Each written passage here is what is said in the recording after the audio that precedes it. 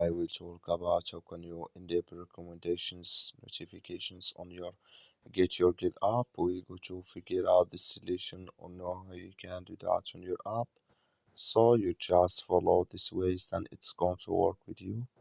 All you have to do inverse, you just go down, you click here on profile down here. So then it's going to take you to your profile. It's going to show for you like this here. So then you click here on notifications here, just click on it. Then it's going to take you to this list. It's going to show for you like this. So then you come here to recommendations. You come here to app notifications here. Click in this sign. Like you see here, this color show for us. That's my recommendations notifications enabled with us now. That's all you have to do. That's all. I wish you a great. Thank you for watching.